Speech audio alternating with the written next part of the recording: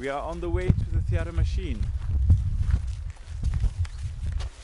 I feel happy, because I'm happy.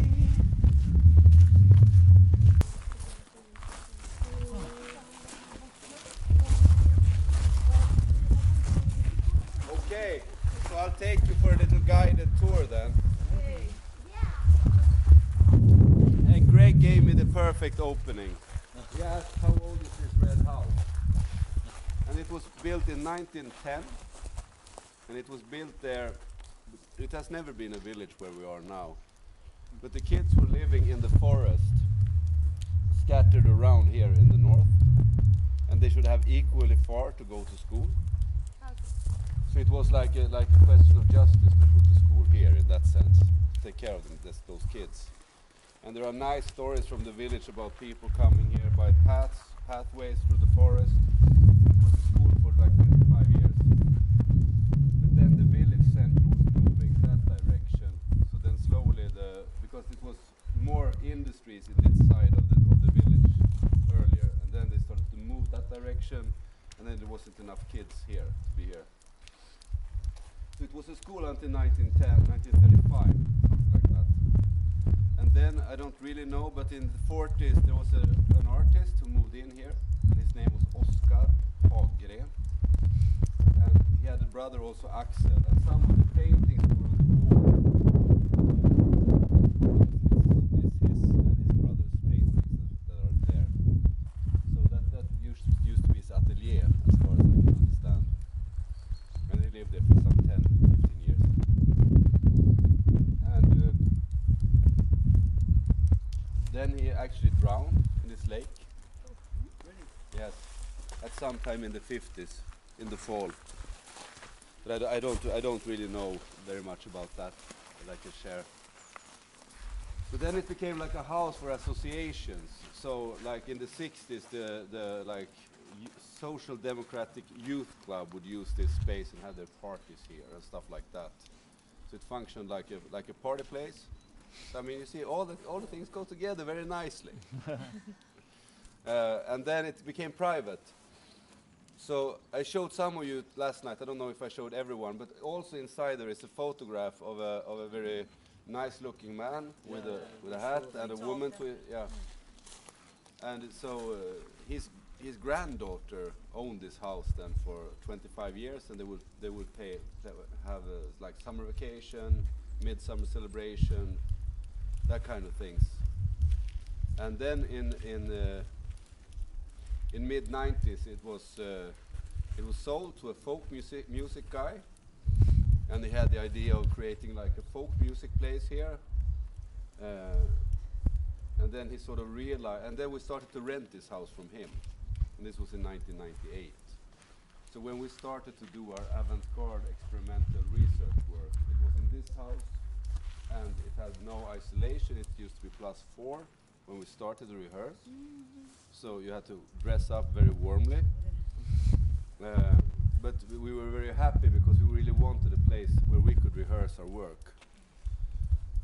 Because we had then our office in another building that is halfway to the village. You don't see it from here, but it's like halfway to the village.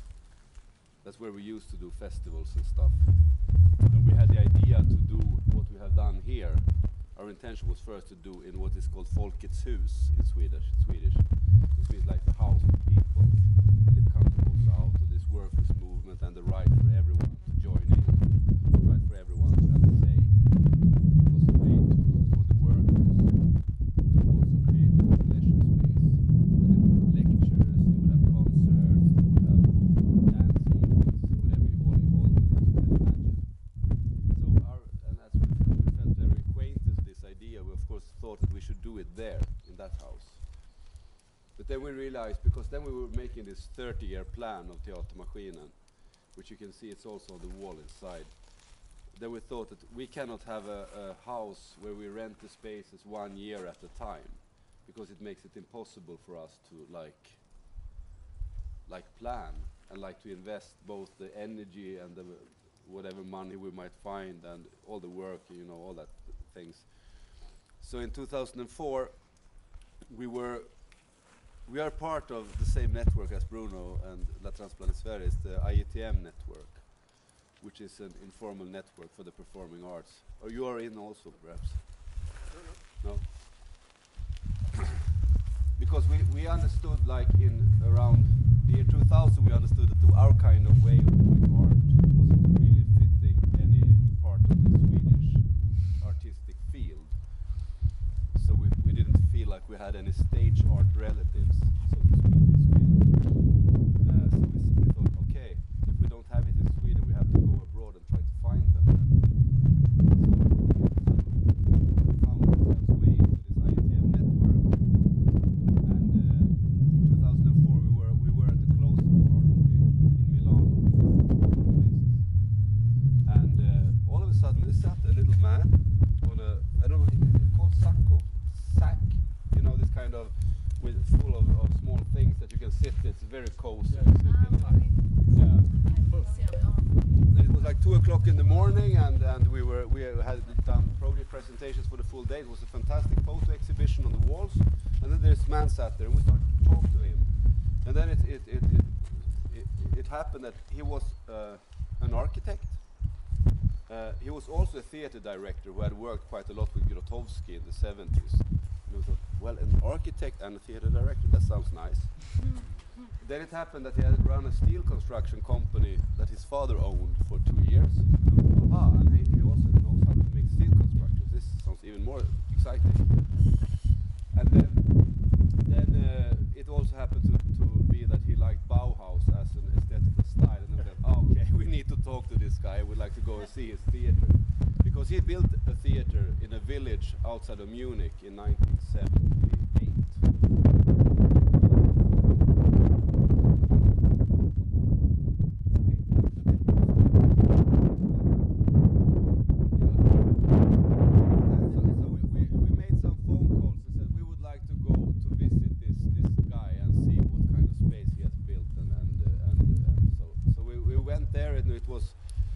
Like we are a bit of a core crew of 4 people, and so we went there together, and then we came into an area like quite similar to the one where you live, you know, with small family houses of all kinds. And we thought, oh, we're going to his place first, and then we go to the theater. And then we came to a big house, and then we opened the door, and you had the stage to the left, and you had the kitchen to the right, and he had built a construction which meant that he could move all parts of the building except for the outer walls by a steel construction. So he could actually heighten some floors, and he could lower them, and he could do whatever he wanted inside that space. We thought we need to talk to this guy a little bit more. So then he came here in 2005, and then we spent, along with other activities, 5 years of like fundraising to find enough money to at least build a part of this space. So this is public fund. You find public funds. Yeah, this house is funded in 3 ways, you might say. One is like public funds, which is EU structural funds, because we live in a sparsely populated area with no future. So then they like to invest, and then. But this is true, no? It's a bit a joke, but it's true No. because it's a minor area. Yeah, of course. It's a rural area, and I mean it's a place that the authorities try to do something about, because they really don't know what to do about. So they sort of, if you find a way to talk to them on their terms, they can also see it worthwhile to actually spend some money. But it's quite rare that you get cultural money. You more often get money to try to produce some kind of new manufacture, stuff like that. But of course they consider us regional development, and we don't consider ourselves regional development. We would say that if you get regional development, it's because we do what we believe in. And we sort of came to speaking terms with them. It took some years. But we don't mind if they think instrumental about us, as long as we don't have to think instrumental about ourselves. Because of course we know all these answers that they want. How many has moved to the village, how many are employed, how much is the marketing value, all that kind of stuff. But we can never be on their terms. We have to define the terms. And if they want to join us, we can do something good together, more like that. And we, yeah, that was a long answer, so that was the public funds. And then we also said that if we're going to build in an area which has been colonialized and emptied by a lot of rich people during the last 500-600 years, then some people thought we should work with the biggest Swedish construction companies and make really good sponsor deals. Some said we should buy a house from Germany that will come here in pieces and just being put together. And then we thought that if we get a little bit of all the money that they have taken from this area for 500 years, this money should be reinvested in this area. So we also choose to work with local companies. So it's almost only local companies who has been into the construction work. And that also meant something also for the financial value of it, because it meant also that it meant something for them to do it with us. And then somebody may call me and say, hey, I found some really nice, like this facade. It was the steel company in Skinnskatteberg, and the guy who runs this place, he called me and said, I found some really good steel for your house. It's a really good bargain. So they really helped us out in various ways. And instead of paying the cost that we would pay in a store, we were able to pay their prices quite a lot of times. And the guy who run the glass store in Skinnskatteberg, he made an heroic effort, because I am not allowed to buy glass like this glass as a theater. I need to have a glass company that would be ready to take the risk to order the glass. And then he said, yeah, I can stand on that contract. So I mean, there were a lot of this private support that wasn't always in money, but it would be in contacts, it would be in help, it would be in getting stuff here at 9 o'clock Sunday evening, stuff like that you couldn't imagine. And then the third part was that it's between 100 and 150 people who have worked voluntarily to build this house together with us. So I mean, we have a lot of people to be very grateful to, because it's really the work of many. And in that sense, it might be a sort of a people's house, but also perhaps for a new time, if I might dream a bit. So that is a bit of the story about the conception of the place as such. And now we're like halfway with this house. And we try not to think about it as a house, but rather like a ship. Like some kind of crystal ship. Because if you start to think about it as a house, you start to think about it as something that needs maintenance, and then you start to think about an institution, and then you're mentally filled. So it's also like a philosophical point of view to try not to think about it as anything else than a tool for the works that we need to do here, like the work we do with you, or like the work that they do with Mot Vidare Mot. This needs some place to take place, but it's not a house, it's a ship or a vessel. So that's important, because when we have finished the other part of the building, we need to continue to build other things, because else we have created an institution, and that would be like creating the monument of ourselves. And then we would be stuck in that story. So it's also about trying to be able to move, even if we sort of have to, of course, deal with all the things that has to do with this ship. But that's that. And here, this is then slowly becoming the outdoor stage. So the totem poles are made by the people in the cultural reservation, and they are made out of trees that were surrounding this red house.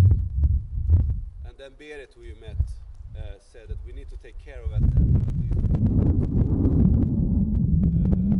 away all the trees around this area. And the first idea was to put it in the cube. And then somebody, I don't remember, it was Jonas or it was Berit, who said that, no, we make totem poles of them instead. So then we did, and we started with this one. To your right and closest, it's the red pole. And it's also the north pole. Yeah. That one was the first. It was put there in October 29, 2010. And 11 even. October 29, 2011 it must have been. and it represents in a way knowledge and history and connection to the ground and roots. Then the second one was the yellow pole, which is then in the east where the sun rises. It's where the eggs are produced and where new life is born. And then the third one is the white, which is in that corner and in the west. And that represents death and transformation, change. And then the black pole was the last one, and it's in the south, and it's about the unknown. That's why it doesn't have any signs, because it's also from somewhere the signs come, and that's where we don't have any names on them. So that's also, so it's also present. And then that is earth, that is fire, that is wind, that is water. We made them together. And we have some people who are more both skilled and capable on chainsaw, so they made more work. But everyone who has felt like a strong impulse of joining in to create them has been in to do them. And then when we do the work with people from different indigenous cultures, last summer we did a piece, because the idea is that there should be a floor here. But then we were so happy about the sand. And then we said, okay, let's do it first in the sand, so we all really take care of all the steps of the creation of this place. So then we made a performance here with all the audience inside of this framing. And now this spring there should be a floor here, and this floor should open at the Resistance Festival. So when you're back in May, there should be a stage here. So that is now our big commitment concerning building. What is the stone in the middle? It's quartz. Stone. That's also coming from work. We do a long-term work called the language of the forest people, which is really core for us. And then somebody was starting to talk about quartz, and then somebody went into the forest and found the quartz stone, and then we placed it there. So it's sort of center. And then we work with some Peruvian artists. So last midsummer we had a really fantastic midsummer celebration, because first we celebrate the midsummer with the village, and we do that in the ski slope. And then I'm the song leader, so I sing all these midsummer songs of Sweden, and then we have a guy who plays the accordion, and then Amanda is the choreographer. She will take care of the children when they dance. And then we said to them, everyone who likes to join us, please pick some flowers. And then we filled like this big carriage of flowers, and then these Peruvian artists were creating this fantastic mandala here. And they had started their work, and then the flowers came down, and then they created a fantastic like flower or fertilizer or whatever. Totally this down here. And then we performed in this.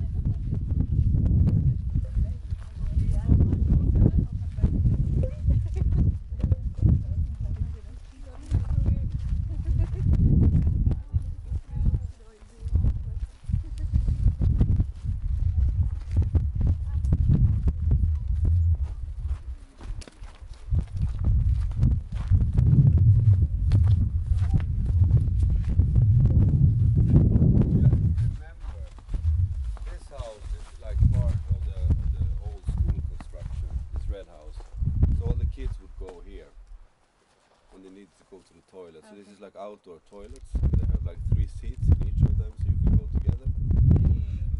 And then they had here, they had like a farmer's land, so they grow potatoes.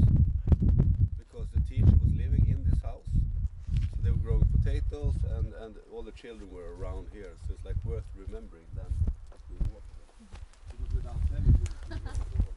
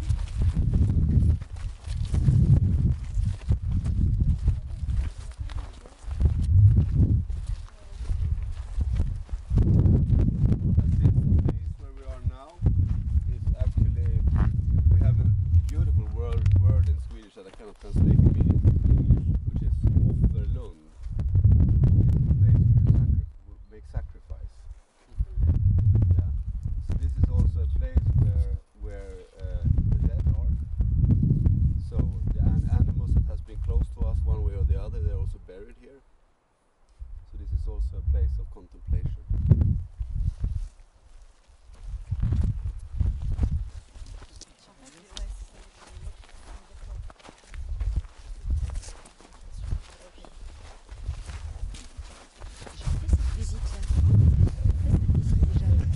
Pas comme ça.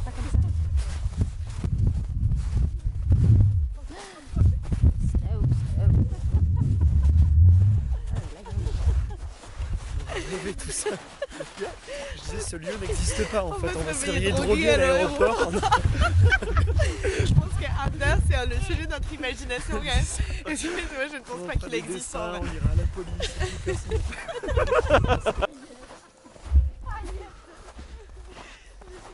T'as vu ce film Bruno avec les enfants vampires? Non, Ne le regarde pas si tu viens chez nous. Suédois. You're gonna die. Mais c'est génial. Mais ce sont des enfants vampires. Et ils habitent le même appartement qu'Ayat et moi. Et hier, on a commencé à y penser. Ayat, t'as vu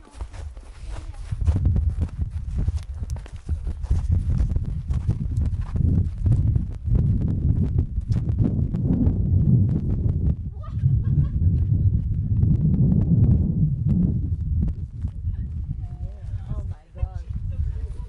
Oh my god. Hello Bruno. Hi. Ça va? How are you? I'm good. My name is Bruno. Emma, Nice to meet you. Okay. Do you enjoy the sun? Yes. So this is Skildammen, is the name of this. Skildammen. And in Swedish, skil is meaning also separation. So once there were two creeks that Jörgen talked about in the car, I don't remember who was traveling with us then, but there were two creeks going down here. They were really, really strong. You can still feel them when you go swimming. And then they wanted this energy for the furnaces to make the furnaces hot, to be able to melt the iron. So they made a dam. So this is not a lake, but it's really two creeks that is blocked on the far side of it.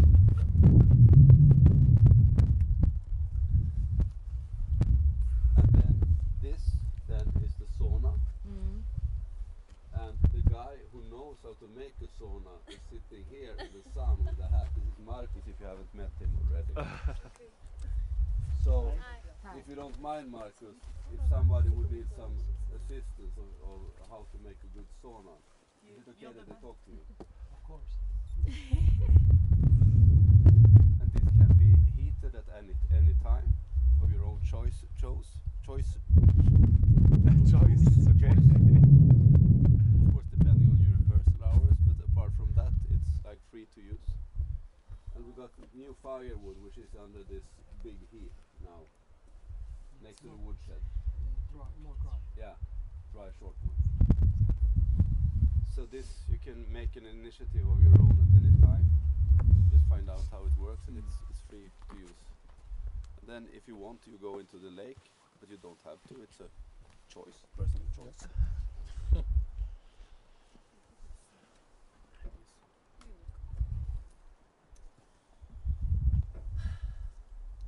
And this also now is slowly becoming like a playa. So Playa del Teatermaskinen. Playa. Yeah. So vamos a la playa. And we dream of bringing down some sand so that we will have like a beach. So beach 14. So get prepared. How about your shoes now? Because I was thinking we should go the other way up. It's Greg who's really don't have the best of shoes. I'll manage Okay. the way, hands. Hands and stuff. Okay, but then we take this down the road.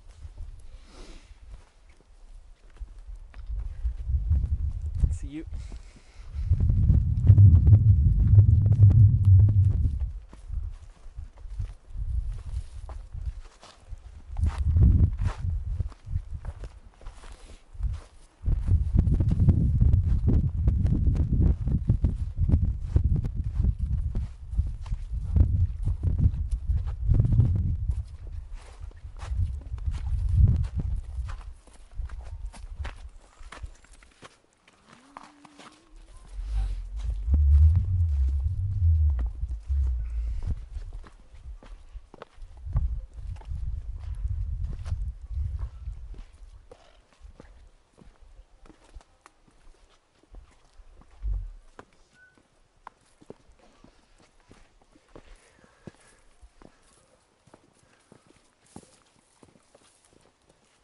first time I take this way.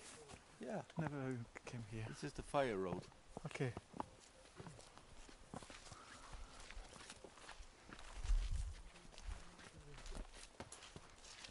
We made it when we made the Fireland program 2 years ago.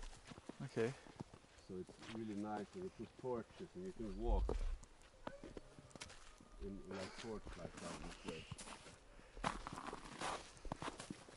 That's also a well. So that's also fresh water. Aha. So before we had any running water into the theater, we would bring all the water from here. Ah, ok. What is it? It's C'est water? un puits. Ouais, Ah. c'est un puits avec de l'eau. Ok. Qui est bonne. We shouldn't lose the others in the forest. Might be a problem.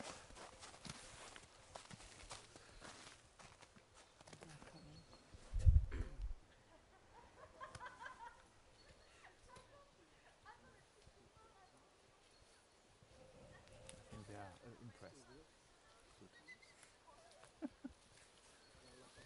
The most important thing is that they feel convenient.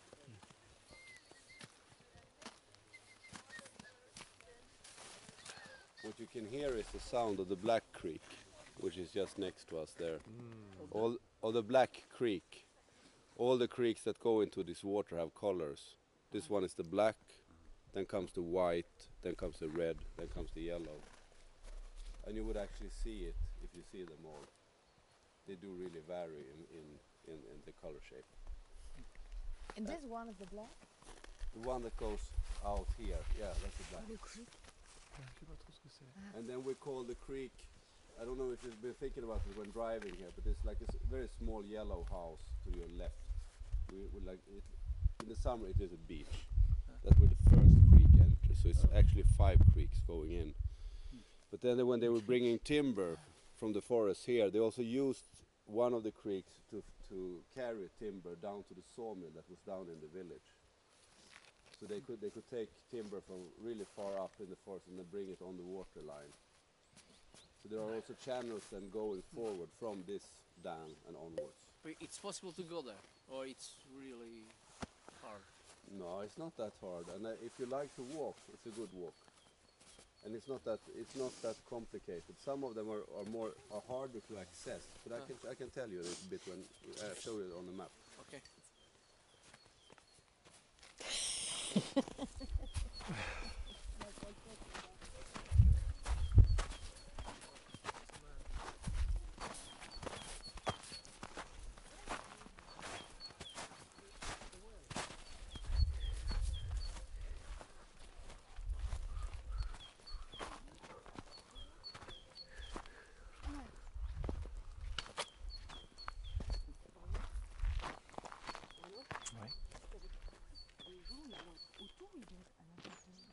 Là, ils ont fait une performance. Et après, il va y avoir une scène, ils vont le couvrir.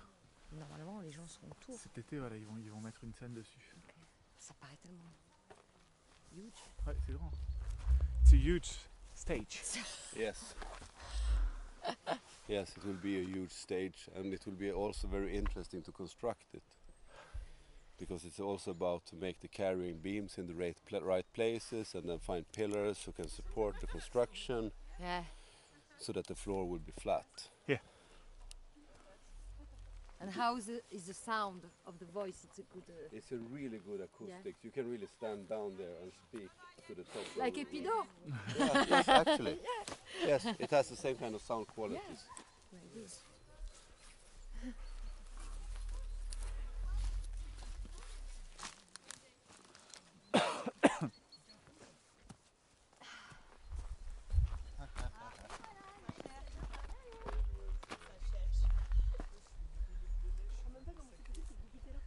Bah oui, c'est ça, mais c'est parce que moi, si je commence, j'arrête pas et après tout le monde va me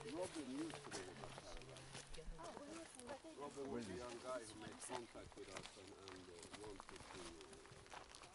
No, he didn't really know what he wanted to do. So I was called up by his uncle, the parallel to uncle if you're a woman, was that his aunt. Yeah. She called me and said, I have a young guy here who really doesn't know what to do with his life. Can he come to you? And And then I said, well, yes, maybe. Bring him over and let's see. And then he came over like 2 years ago. And he's a really nice guy. And yeah, you can be here. Okay. And then I'll tell my father to bring my caravan. Yeah, okay, do that. So he brought his caravan, and then he has been staying here for, well, 18 of the last 24 months he spent time here. Both joining in his class with unemployed young people, and then when he has not been into that, he has been helping out in a cafe or making fire and stuff like that. And now he's somewhere again, and I don't really know where, but he might pop up again. But it's like that with Robin. But it's been really nice also for me, because I'm in a way responsible for this ship, practically. And that means also that if somebody stays here, it's also a bit safer as it's far out. So it's really nice that someone can open doors in the middle of the night and close them if there's no one here. So Robin's really made a good job.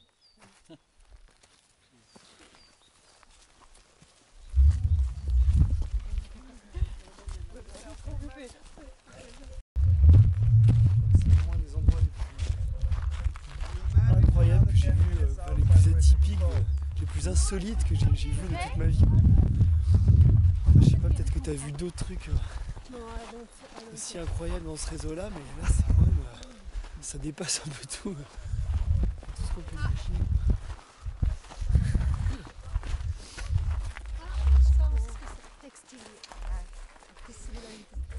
This is like perhaps a sort of representation about the idea of the space, actually, because it's also about to try to create a space that is sustainable in itself.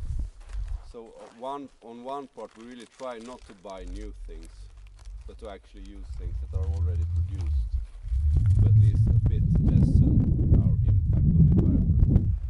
And this Brödet och Fiskarna, they work with this says practical solidarity, so they work with Guatemala, they work with Western Sahara, they send clothes there and they gather money from them, for them. And then the idea here is that the people in the village, they can really come with clothes that they don't want any longer, and then we can go through and see what can be useful theater clothes, and what is not theater clothes we can pass on further. So this is like an idea of trying to get this, I don't know, recycling wheel active in all aspects, and we are like 1 million miles away from being complete. But it's like the idea of this place is also to do tryouts. We're trying to make it good. We don't really know how, so we practice. We make a lot of mistakes and failures, and then we have to like re-evaluate. But that's also like why it's the cultural reservation. It's both because it's about to remember what the people who lived here used to know. Because the people who lived here 500 years ago, they didn't make big ecological footprints either. They also knew how to take care of food and each other and the things that they needed. It is not something that is exclusive for a certain amount of people. Everyone has known this in different times of the history. But it's also a place to develop new ideas. So in that sense, I hope that you both now, but also as individual artists or in other spheres of collaboration, would consider this a place where you don't have to like adapt to the market economy when producing your art. But actually for us this is also a place to try to develop new ideas and to provide some kind of shelter for the ones who try to do this. So it means that we basically try to help each other to survive. We don't have any solutions, we never have any money, but for those who have a strong initiative, we can try to like find ways of making it happen anyways. And that happened very practically the other day, because I was Hasse, who you will meet on Monday, who is like the genius constructor in this place. You can ask him to build a radio antenna out of, I don't know, snow and water, and he finds a way to manage. I don't know how he does it, but he knows, and he understands how a computer thinks. But his neighbor, anyways, wants to make a timber house the way that timber houses were made in like the 19th century in Sweden. So he came about the other day and said, I would like to make a timber house here, like also to show the way I work. So now he's going to start over here.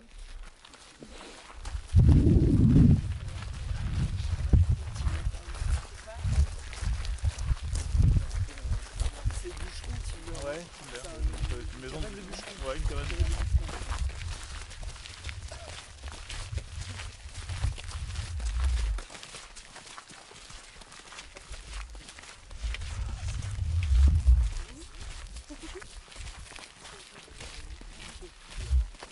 C'est une équipée. C'est l'équipée. C'est une sorte d'équipée.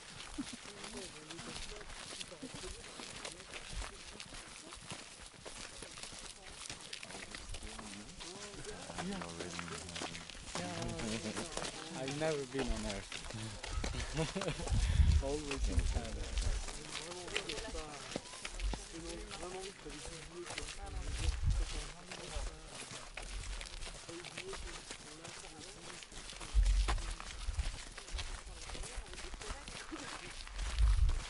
So he is actually going to build this timber house here.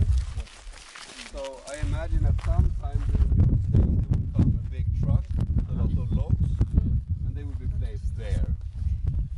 And he's also the kind of person that tries to find a way to survive, and by learning old techniques. And then we say, well, perhaps we can provide a place where a lot of people see what you do, and perhaps that could help out. And on the other hand, it's of course also good for us that somebody's doing a really practical work close to the road, so it also means like some kind of attraction to this place that people who doesn't really perhaps care about theater but are really interested in how you timber a house can come by. So it's like always trying to make it run like this. Now we take this part down. This cube would be ready, but I don't think so. Timber house, une maison du quoi? Bûcheron. Ah, du timbre, je sais. Maison de bûcheron. Timber, c'est un bûcheron. D'accord. Oh. Maison de bûcheron.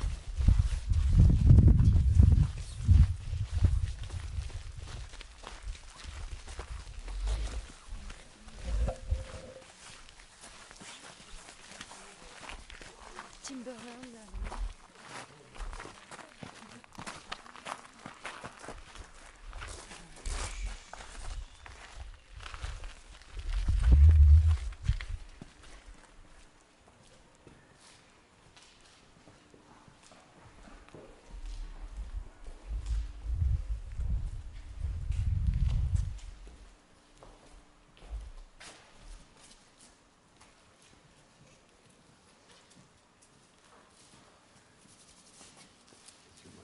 Here is quite loud between the space, and this is something we're also looking for a solution for. But one good thing about not having enough money and not having enough time when you have to finish a building is that, I mean, on the drawings of how this room should look, it wouldn't be useful for us any longer. So this room is far from ready. The idea would be to build 3 stores in different parts of this room, and now we would know what we need them for. Because even though we have like 10 times more space than we have ever had, we still have no storage space, for instance. We still don't know where to put our things. And the idea next to this fabric is to build like a dance studio or small rehearsal studio, so where you can go and work with your text or try some movements that you would like to show. So that should be like a small studio space. And then we need to find a little bit more money to be able to build this, and then when we have done that, we should, and so on. It's like this idea of letting it develop as it can. Is that for one of the show, the one with 14 hours? Yeah, this is part of the 14-hour show. We made a performance, or we're performing a performance about the history of this village. And it starts in the 14th century, and it continues until today. So it ends in, this year it will end in 2014. And it's like a 14-hour walk in the woods. So then I take people out in the countryside here, and they would then be met by people coming out of the 17th century. And then when we come to the last part, it's performed in the theater. It's connected to a photo exhibition with pictures. We have a fantastic photographer who has digitalized like 30,000 images from Ida Hyttan, just out of passion, no payment ever. So he makes this exhibition together with us and the village association. So there's an exhibition on that side, close to the Red House, Skreppo. And then we perform in the cube and we perform here. And then this is the Folkets Hus stage, representing the people's house. And this is also an original painting from the 20s that we found in all the houses that they were not using any longer. And then this is the place for the power. Now we don't see it because we have this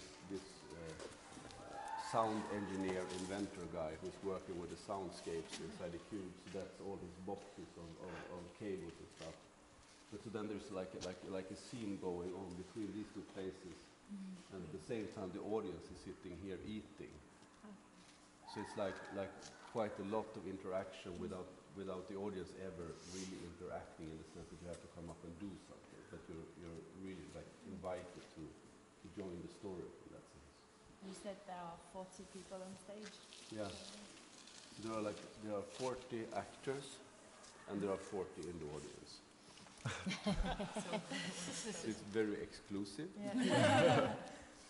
But it's also because 3 of the spaces where we perform, the place where Linus lives, and the huts that are from the 17th century, and the kota that is built on an island that I cannot show you now because you cannot access it. And for other reasons, you have to know when to go there. But it can only host 40 people. And then it's like a professional core in this production, and then there are a lot of volunteers who are here. And then we both like teach them acting, but at the same time it's a joint research about our common history. And now this work will be then a book. So my dream, as I am from this area, is that this book then should replace the history books that the kids that are 14 to 17 years old read about their own history. Because it's only about the merchants and the kings, the stories that I learned. So I learned all the things that I've learned about my hometown or home area, almost from this work. Not only from this piece, but from all the work we have done in the local community. So this is my aim with this book, is that it should actually take that kind of place, and that the kids will go and see this performance and find another way of like identity of where they come from and what they do. Yeah. Now we go out this way because we are still rehearsing, so we will have to go inside there later.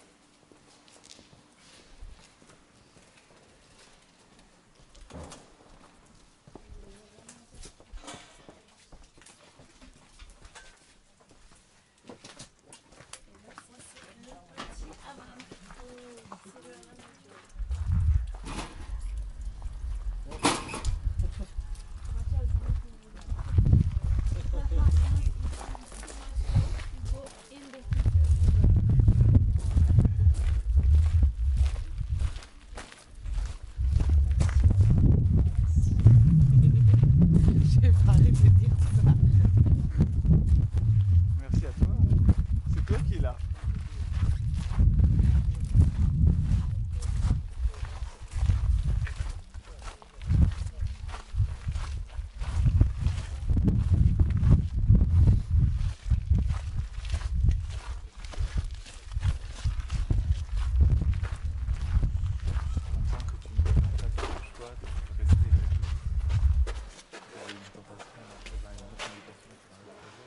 J'avais aucune tentation. Oui, c'est J'avais des propositions de travail et pas du tout de tentation. Donc, t'inquiète pas.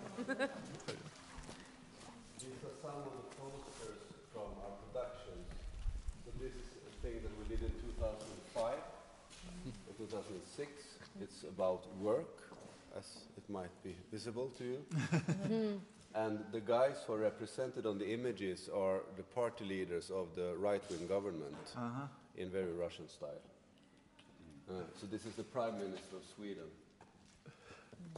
And the idea of this was to do a job on work, and it's actually quite closely connected to the work that you have done now with the World Crisis Theatre together with us. Because it's also about Johan, who is the main writer in our crew.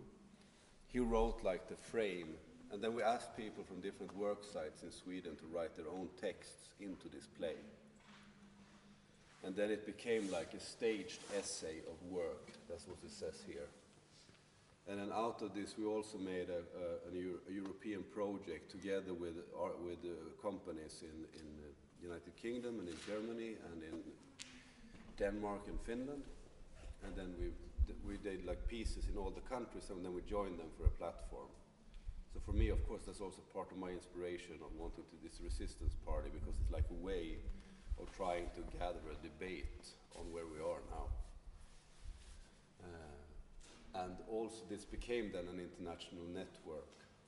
That's also why I hope that we will all meet in late May and early June, because the idea would of course be to find ways to continue this work that doesn't have to do with like art as some kind of marketing thing or some kind of profit thing, but something that can actually change the world. And if you would have asked me what got me out of bed, I would say that would be my answer. But this is this performance. This is a performance about the consumption society called Ecstasy Plus Minus Zero. This was the first one we did that we rehearsed in this house.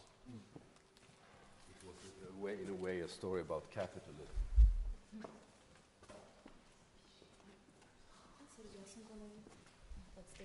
Yeah, that's Jocke. So this is the poster for this walk through the history.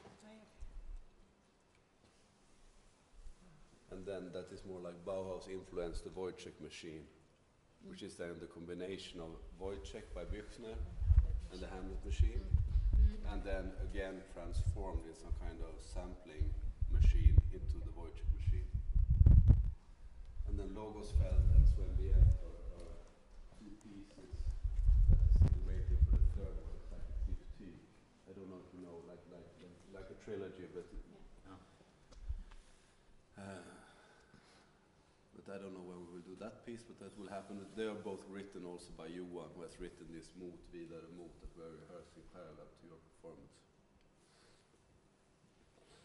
And then this is the exhibition wall.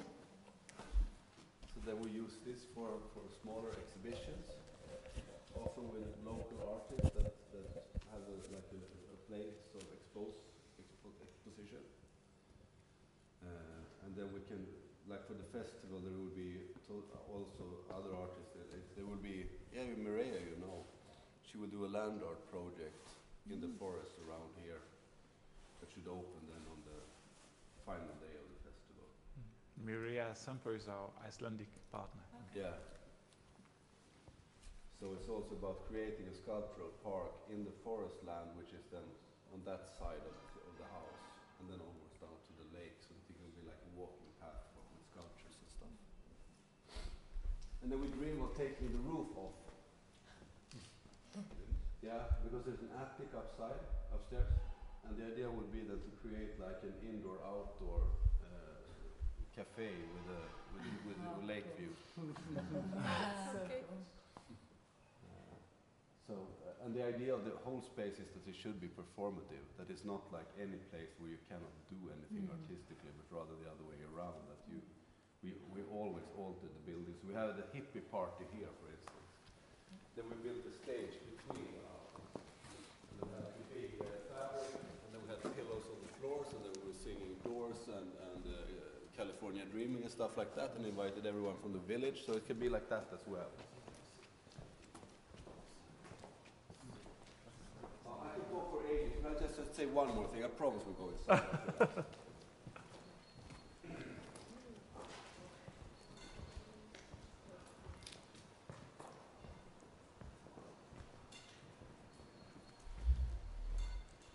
So this is in a way then the most unfinished part of this construction. So you see all the buckets and the pipes sticking up out of the ground. There should be a new section that is like quite parallel to these pipes and 3 stores up, so that we will build office spaces and work studios all the way over here. And then where all the freezers are, that should be then the main kitchen. So that's like the idea. And then we are co-owners of Folkhögskola, which means like like a school working with lifelong learning. But the main owners, they wanted to throw away the library of this school, which is the best library in this area. So we said, yeah, you take it then. So the idea would also then be that we could create some kind of library of both books and hopefully also like DVD performances of theater pieces and stuff like that. And then I'm very inspired by the Center for Performance Research in Wales, who has done like a tremendous job in 30 years they have like 28,000 theater pieces on DVDs. So that's like perhaps a dream for like my 70s. But here we have a lot to do, and all this part should also be like warm.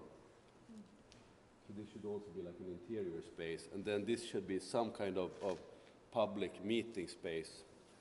Hopefully we can build a big round table where everyone who is like can come once every year for like a council, and then the organizations who would like to find good partners to do projects like, I don't know, Amnesty or Save the Children or the Union can sit there together and listen to the ideas that we have and say, well, you're doing something that is really connected to what we need to have have fixed.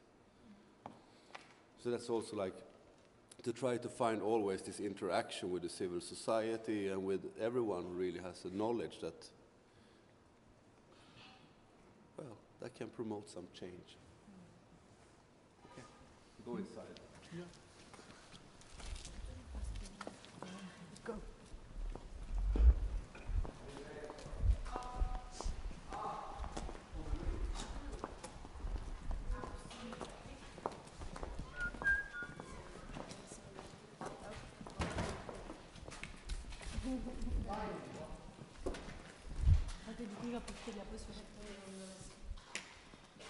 Ça va Yuka? How are you?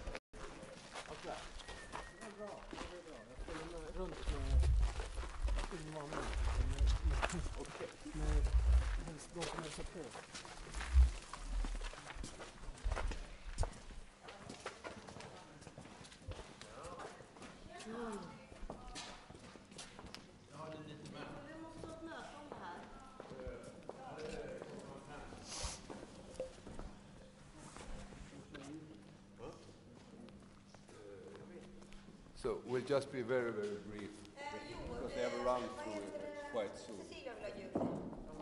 But the base idea of this space is mainly to create a hyperspace. So it means really that you can change the room in any direction that you want.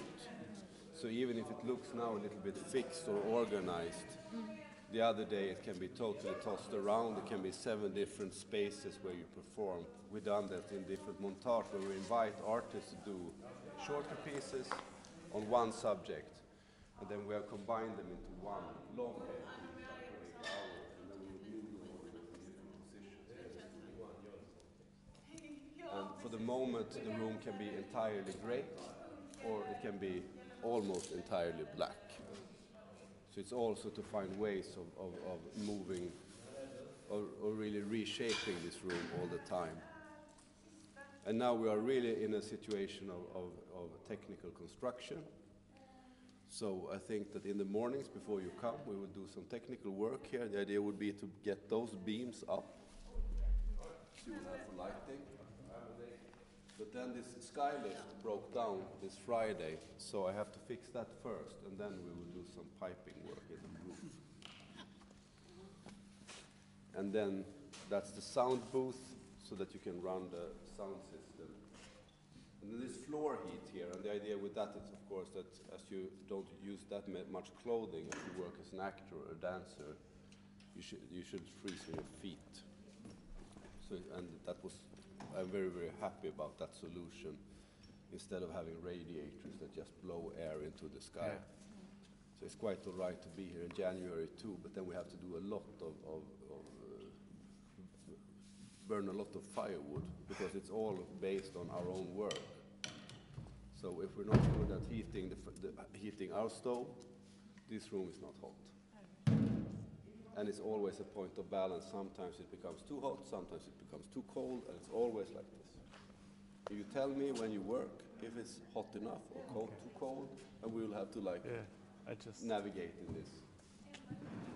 And then the long-term idea would be to build also a wooden floor here. So it will be more taking better care of knees and elbows and all the stuff that can be hurt while working. So this is like part-time solution. Fine. And this is where you will work from Monday. Should we go inside and wrap things? Perfect. Thank you very much for this tour. Big talk.